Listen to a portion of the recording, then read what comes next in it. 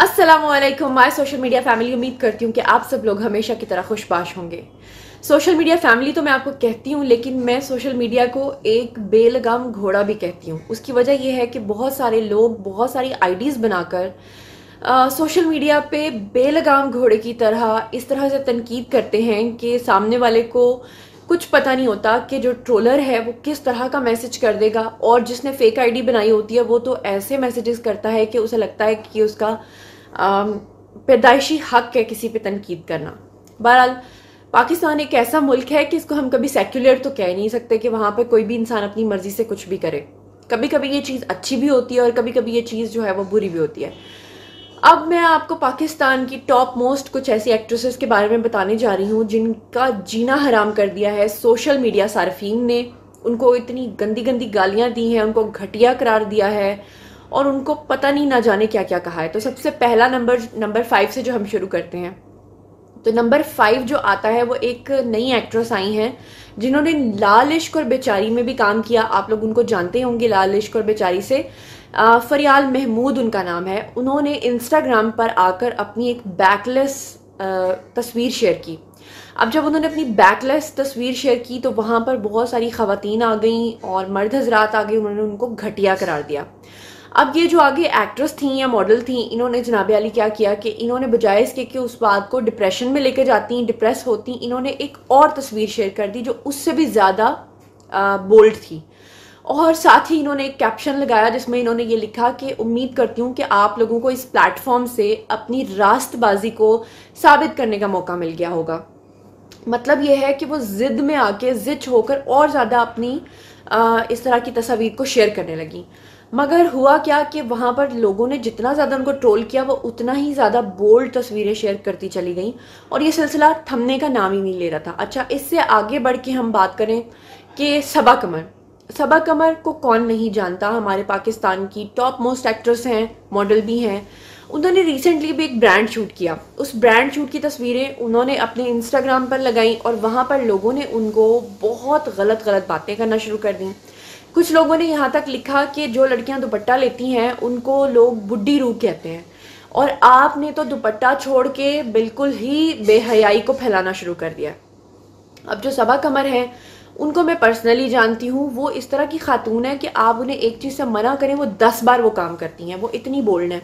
लेकिन क्योंकि लोगों को उनकी अदाकारी पसंद है, और आपको पता है कि मोस्टली प्रॉब्लम कहाँ आता है, प्रॉब्लम यहाँ आता है कि जब कोई आपको ड्रामे में देखता है, भोली भाली सी मासूम सी शर्मीली सी लड़की उस कैरेक्टर में आपको भा जाती है, और अपनी पर्सनल लाइफ में जब वो इस तरह के शूट्स करती है तो आपको वो बुरी लगने लगती है और आप उसके ऊपर तनकीद करने लगते हैं, जबकि आपको ये समझना चाहिए। जैसे इसरा जो अर्तगल गाजी की हीरोइन थी, उन पर भी लोगों ने इसलिए तनकीद की थी ना क्योंकि लोगों को अर्तगल गाजी देखने की आदत पड़ी हुई थी। लोग समझते थे कि रियल लाइफ में भी ऐसी होंगी, लेकिन क्योंकि रियल लाइफ में वो थोड़ी बोल्ड थी तो लोग उनको भी जाके बहुत ट्रोल कर रहे थे, मैसेजेस कर रहे थे और उनको घटिया करार दे रहे थे, जिसपे इसरा ने एक धमकी भी दी थी कि मैं सब लोगों को ब्लॉक कर दूंगी, खासतौर पर पाकिस्तानियों को। लेकिन बाद में वो चीज़ फिर थोड़ी सेटल हुई थी। अच्छा जी, अब हम सबा कमर से थोड़ा और आगे आते हैं क्योंकि सबा कमर की जो तस्वीर है वो मैं आपको फिर एंड पे शो रील में दिखाऊंगी। कि सबा कमर की एक तस्वीर थी जिसमें उन्होंने ब्लैक कलर की लेगिंग और वाइट कलर का कोट पहना हुआ था। फिर सबा कमर की एक और पिक्चर थी जिसमें उन्होंने कुछ इस तरह का ड्रेस पहना हुआ था कि लोग उस पर बहुत बातें कर रहे थे। फिर ब्लू कलर का एक ड्रेस पहना था, उस पर बातें कर रहे थे। इस तरह से बहुत ज़्यादा उनको सबा कमर को ट्रोल किया गया, उनको घटिया कहा गया, उनको थर्ड क्लास कहा गया। आप सब लोगों को याद ही होगा कि सबा कमर जो है वो अपने दबंग बयानात की वजह से बड़ी पहचानी जाती हैं, और आप लोगों को ये भी याद होगा कि सबा कमर 8 साल तक एक लड़के के साथ रिलेशनशिप में रहीं, और उसके बाद जब उस लड़के ने उनको छोड़कर एक दूसरी लड़की से जो कि उनकी कज़न थी उससे शादी कर ली, तो सबा कमर ने अपना जो एक चैनल था वहाँ पर बैठकर भी इस बारे में खुलेआम बात की थी। मतलब उन्होंने इस चीज़ को नहीं छुपाया था। तो अगर आप लोग ये समझते हैं कि सबा कमर आपके कहने पे पर्दा करना शुरू कर देंगी या आपके कहने पर इस तरह के शूट्स करवाना बंद कर देंगी तो ये पॉसिबल नहीं है, लेकिन लोगों ने खूब उनकी, जिसे कहते हैं ना, धुलाई वो की है। अच्छा, अब यहाँ पर लोगों की थोड़ी हिपोक्रेसी के बारे में बात करना चाहती हूँ कि एक तरफ वो कहते हैं कि हमारी पाकिस्तानी मॉडल्स, एक्ट्रेसेस ये सब ना करें, दूसरी तरफ वो बॉलीवुड की एक्ट्रेसेस को भी इसी तरह से देखना पसंद करते हैं, दूसरी एक्ट्रेसेस को भी इस तरह से देखना पसंद करते हैं। तीसरी तरफ आ जाते हैं माहिरा खान की तरफ। माहिरा खान ने भी अपना एक शूट शेयर किया क्योंकि नए साल के बहुत सारे शूट्स हो रहे हैं, लेकिन उनको फॉर्चुनेटली कह लें या अनफॉर्चुनेटली कह लें, किसी ने भी ट्रोल नहीं किया, किसी ने उनके ऊपर तनकीद नहीं की, बल्कि उल्टा उनकी तारीफ़ें की। हालांकि जो माहिरा खान का शूट था वो भी बहुत ज़्यादा बोल्ड था और माहिरा खान ने भी उसी तरह से सब कुछ किया, लेकिन लोगों ने उनकी तारीफ़ें की, लोगों ने कहा आप बड़ी खूबसूरत लग रही हैं, जच रही हैं। जबकि उसके मुकाबले में अगर सबा कमर को देखा जाए तो उन पर काफ़ी तनकीद की गई। आप लोगों को याद होगा कि सबा कमर ने पिछले दिनों में जब अपना एक गाना भी रिकॉर्ड करवाया था वो एक मस्जिद के अंदर, तब भी बड़ा तनाज़ा बना था और उनको माफ़ी मांगने के लिए कहा गया था। लेकिन सबा कमर के बारे में मैंने आपको बताया वो बहुत ज़िद्दी हैं, वो किसी से माफ़ी नहीं मांगती और लोगों के इतने दबाव के बावजूद भी सबा कमर ने माफ़ी नहीं मांगी थी। अच्छा जी, अब हम आते हैं अगली एक्ट्रेस की तरफ, आयशा उमर की तरफ। आयशा उमर को कौन नहीं जानता। तो लक्स स्टाइल अवार्ड्स हो रहे थे, आपको पता है 2020 के, और वर्चुअल तकरीब थी। वर्चुअल तकरीब मतलब लोगों ने उसमें शिरकत नहीं की थी क्योंकि आजकल कोरोना के चलते, पेंडेमिक के चलते उसका ख्याल रखा जा रहा था, SOPs का। तो अब उसमें रेड कार्पेट हुआ। रेड कार्पेट के अंदर जब आई आयशा उमर, तो आयशा उमर ने एक जो लिबास पहना था, उस लिबास में उनकी टांगें नंगी थी, उनके बाजू नंगे थे। तो जनाब आली लोगों ने वहाँ पे उनको फिर से मौका मिल गया। लोगों ने उनको ये कहना शुरू कर दिया कि आप ख़वातीन को छोटे कपड़े पहनने की तरगीब दे रही हैं। फिर उनके सोशल मीडिया अकाउंट्स पे जाके लोगों ने उनको गालियाँ लिखना शुरू कर दी। फिर लोगों ने उनको ये भी लिखा कि आप हमारे पाकिस्तान का माहौल ख़राब कर रही हैं, जिस पे कि आयशा उमर पहले तो खामोश रही, बहुत ज़्यादा उन्होंने तनकीद जब बर्दाश्त कर ली उसके बाद फाइनली वो बोली और उन्होंने कहा कि हर औरत को हक होता है कि वो अपनी मर्ज़ी से ड्रेसिंग करे, आप लोग कौन होते हैं मेरे मामले में बोलने वाले। फिर आयशा उमर ने यह भी कहा कि मैं ख़वातीन को क्यों ख़राब करूँगी, मेरी अपनी चॉइस है, ख़वातीन की अपनी चॉइस है। फिर आयशा उमर ने मज़ीद इसकी क्लैरिफिकेशन देते हुए जब लोगों ने नहीं जान छोड़ी, बहुत ज़्यादा तनकीद की, कहा आपने ये ड्रेस कहाँ से लिया, क्यों पहना, तो उस पर फिर आयशा उमर ने ये कहा कि ये ड्रेस उनको गिफ्ट मिला था, 2 लड़कियों ने उनको गिफ्ट किया था और उन्होंने कहा कि काफ़ी अरसे से पड़ा हुआ था और क्योंकि लक्स स्टाइल अवार्ड्स थोड़े से बोल्ड होते हैं इसलिए उन्होंने उसमें ये ड्रेस पहन लिया, तो लोगों ने उनकी जान नहीं छोड़ी। अच्छा जी, ट्रोलिंग का सिलसिला जो है पाकिस्तान में मुझे लगता है कि एक हॉबी के तौर पे इख्तियार कर लिया गया है। जब भी कोई एक्ट्रेस अपनी कोई पोस्ट लगाती है तो उसको फिर तनकीद की जद में आना ही पड़ता है और लोग बड़ी गंदी गंदी बातें वहाँ पर लिखते हैं। अच्छा जी, अब हम बात करते हैं सारा खान की। सारा खान और उनकी बहन जो नूर हैं, उनके भी कुछ दिन पहले वालिद साहब का इंतकाल हुआ है, ज़फ़रुल्लाह खान साहब का। तो तकरीबन 1 हफ़्ते से ऊपर हो गया है। अब 1 हफ़्ता गुजर जाने के बाद जो सारा खान है, उनका आजकल एक ड्रामा बड़ा इन हुआ है, रक्से बिस्मिल। तो सारा खान ने अपने ड्रामे का एक टीज़र जो था ना वो शेयर किया, तो वहाँ पर भी ख़वातीन आ गई और कुछ लोग आ गए। उन्होंने आकर सारा खान को बहुत ज़्यादा ट्रोल करना शुरू कर दिया। उन्होंने ये लिखना शुरू कर दिया कि आपको शर्म नहीं आती कि अभी 1 हफ़्ता हुआ आपके बाप को इस दुनिया से गए और आपने अपनी पोस्ट्स और अपने टीजर्स लगाना शुरू कर दिए हैं, आपको शर्म आनी चाहिए।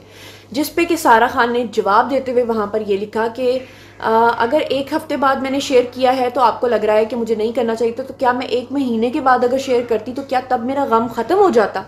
जिस पे कि लोगों ने और ज़्यादा ट्रोल करना शुरू कर दिया। लोगों ने कहा कि अदाकारी की दुनिया में लोग बिके होते हैं, इनको पैसे से मतलब होता है, ये 3rd क्लास होते हैं, इनको अपने रिश्तों से कोई मतलब नहीं होता है। बहुत कुछ वहाँ पर बातें लिखी गई। अब मैं यहाँ पर एक और इम्पॉर्टेंट बात करके इस चैप्टर को क्लोज इस तरह से करूँगी, वाइंड अप इस तरह से करूँगी कि देखिए, आप लोगों को पाकिस्तानी ड्रामास जो देखने की आदत पड़ी है, आपको पता है कि मैं खुद ड्रामास का एक हिस्सा हूँ। तो होता क्या है कि जब हम लोग ड्रामास में जाते हैं तो वो लोग हमें कहते हैं कि आपने सारी शलवारें कमीज़ें पहननी हैं, दुपट्टे लेने हैं, बुंदे पहनने हैं, ज्वेलरी पहननी है, मतलब अपने आप को आपने जितना मशरकियत के साथ दिखाना है उतना ही आपने दिखाना है। अब ज़रूरी नहीं है कि वो लड़की रियल में भी वैसी हो। आम तौर पे हमारे साथ इसी तरह हो रहा होता है कि हम लोग शूट्स पे बैठे होते हैं और एक लड़की जो आपको इतनी सुलझी संवरी, इतनी खूबसूरत सी दिख रही होती है, नाजुक सी, शर्मीली सी, फुलझड़ी सी, वो लड़की अचानक जब शूट से हटती है तो वो वहाँ पे बैठ के सूटें लगा रही होती है और आप लोग सोच भी नहीं सकते, और वो ऐसी ऐसी बातें कर रही होती है कि आप लोग सोच भी नहीं सकते। अब मैं एक छोटी सी मिसाल दूंगी कि आजकल एक एक्ट्रेस बड़ी मशहूर हुई हुई है। अब जनाब वो एक उनका यूट्यूब चैनल भी है, तो वो क्या करती हैं, आपको बहुत सारे एड्स में भी नज़र आती हैं। नाम नहीं लूँगी, डिम्पल पड़ता है, आप लोगों को पता चल गया होगा। अब वो खातून के बारे में मैंने क्या किया कि उनका एक व्लॉग देखा, तो मैंने सोचा कि मैं देखूं कि आखिर ये इतनी हिट क्यों है, क्या रीज़न है। तो आप यकीन कीजिएगा कि जब वो अपना व्लॉग बना रही थी तो उन्होंने इतनी गंदी लैंग्वेज का इस्तेमाल किया, और वहीं पर आप जैसे सोशल मीडिया सार्फिन नीचे लिख रहे थे wow, very good, wonderful, beautiful, तो फिर उस वक्त क्यों तनकीद नहीं कर रहे थे। उस खातून ने इतनी इतनी गंदी लैंग्वेज, बीच में गालियों का इस्तेमाल किया। उसने कहा कि सॉरी, मैं वो अल्फाज नहीं दोहरा सकती। तो मैं कहना ये चाहती हूँ कि जब आप ही लोग उनको सर पे चढ़ाते हैं, आप ही लोग उनको स्टार्स बनाते हैं, फिर आप ही लोग उनको बर्दाश्त नहीं करते, फिर आप ही लोग कहते हैं कि अब वो हमारी मर्जी के मुताबिक हो जाए, तो ऐसा नहीं होता। अगर तो आपको अपने रियल हीरोज बनाने हैं तो याद रखिए कि ड्रामे के हीरो में और रियल हीरो में बड़ा फ़र्क होता है, दोनों के कैरेक्टर्स में फ़र्क होता है। या तो फिर अपने रियल हीरो भी वैसे चुने जैसे कि ड्रामे के किरदार में आप देखना पसंद करते हैं, या फिर आप इन चीज़ों को कॉम्प्रोमाइज़ करना सीखें। इस बारे में आप लोगों का क्या ख्याल है मुझसे शेयर कीजिए। और हाँ, एक और बात मैं ज़रूरी करना चाहती हूँ कि देखें, जब हम एक्टर्स होते हैं या मॉडल्स होते हैं तो हम डिफरेंट एजेंसीज जब हमें अप्रोच करती हैं, वो हमारे साथ शूट्स करती हैं, तो फिर उनकी डिमांड के मुताबिक शूट होता है। मिसाल के तौर पे आप देखेंगे एक स्कर्ट्स का शूट है तो वो मुझे स्कर्ट ही पहनाएंगे, मैं उनको ये नहीं कह सकती कि स्कर्ट के नीचे मुझे शलवार पहना दो। तो वो जैसा फैशन होता है उसके अकॉर्डिंगली उनको शूट करना ही पड़ता है। अब एक एक्टर है तो आप उससे मौलवी जैसी उम्मीद तो लगा नहीं सकते कि वो आपके सामने नकाब करके आ जाए या दुपट्टा लेके आ जाए, ऐसा पॉसिबल नहीं है। या तो आप उनको उस तरह से एक्सेप्ट करना सीखें, या फिर आप लोग टीवी देखना छोड़ दें। और जब आप उनको डिस्करेज करेंगे, टीवी देखना छोड़ देंगे, तो जाहिर बात है कि पाकिस्तान में ये बिजनेस बिल्कुल ख़त्म हो जाएगा, शोबिज़ ख़त्म हो जाएगा, जो कि पहले ही ख़त्म है। दूसरी इंडस्ट्रीज़ को देखें, वो काफ़ी तरक्की याफ्ता हैं। पाकिस्तान में तो ये इजारादारी समझ लें थोड़ी सी चल रही है। तो इसी के साथ मैं चाहूँगी कि आप लोग कमेंट सेक्शन में आएँ, और अगर आप मेरी बात से अग्री करते हैं तब भी शेयर करें, और अगर आप डिसएग्री करते हैं तब भी शेयर करें। आपकी तनकीद सर आंखों पर, लेकिन तनकीद का मतलब ये नहीं होता कि आप एक दूसरे को गालियां देना शुरू कर दें, बल्कि तनकीद का मतलब ये होता है कि अगर आप मेरी बात से अग्री नहीं करते तो आप लिखें कि आप क्यों अग्री नहीं करते, आप क्या समझते हैं, या आपकी क्या सजेशन है, ये शेयर करें, ना कि वहाँ पर आए और गालियाँ लिखे और चले गए। तो आइए कमेंट सेक्शन में मेरे साथ शेयर कीजिए। और हाँ, मज़ीद खबरें जानने के लिए और मेरे साथ कनेक्टेड रहने के लिए चैनल को सब्सक्राइब करना हरगिज़ मत भूलें। साथ में जो बेल आइकन है उसे भी प्रेस कर लें ताकि टाइमली नोटिफिकेशंस आप तक पहुंच सकें। अपना बहुत ख्याल रखिएगा। अल्लाह ने के बाद।